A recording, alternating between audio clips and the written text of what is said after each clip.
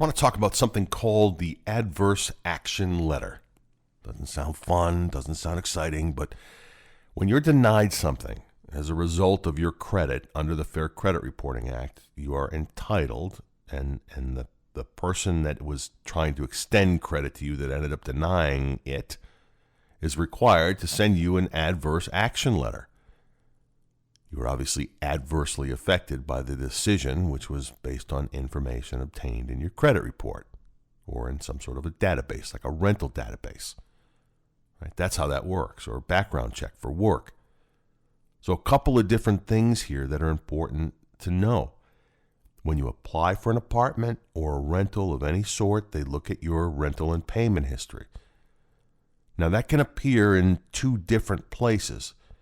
Sometimes it's part of your credit report. And other times it's in one of the rental databases, which don't show up on the credit report, but they're similar to the credit reporting agencies. They're actually considered a credit reporting agency. So if you're denied an apartment, they must, by law, send you one of these letters. And that information in that letter will tell you why you were denied. But more importantly, it will give you the name of the database where your name appeared. And if, by the way, if by chance that information was wrong and you don't have an eviction or you didn't end up owing the apartment complex money, you can begin that dispute process the same way you would with the credit bureaus. And that's something obviously we can help you with as well. If you don't get one of these letters after being declined, it's a violation of the Fair Credit Reporting Act.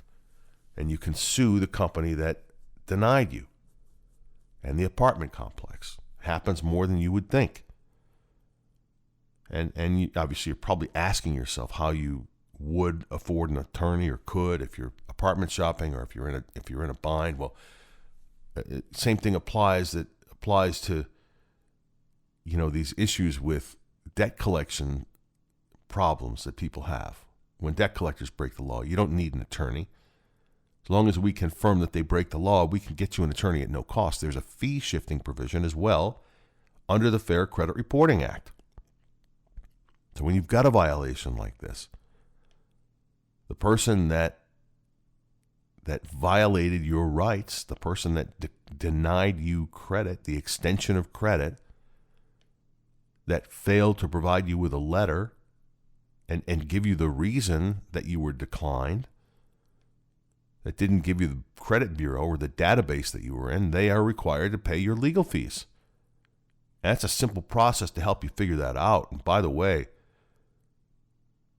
making sure that you don't have any out-of-pocket costs for this is job number one for us. We'll make sure that happens. Same thing, by the way, applies for a job. If you get a job application and you were denied based on something that showed up in your credit report or background check, it's a requirement under the Fair Credit Reporting Act that you're notified by the potential employer that you get one of these adverse action letters. These letters apply if you apply for a car or a home or a credit card, any product where a credit report is reviewed and you are declined. You are entitled to one of these, by law, an adverse action letter. And if you've had this experience and you haven't gotten an adverse action letter, then I want to hear from you. And I want to help you at no cost. Simple as that. Free.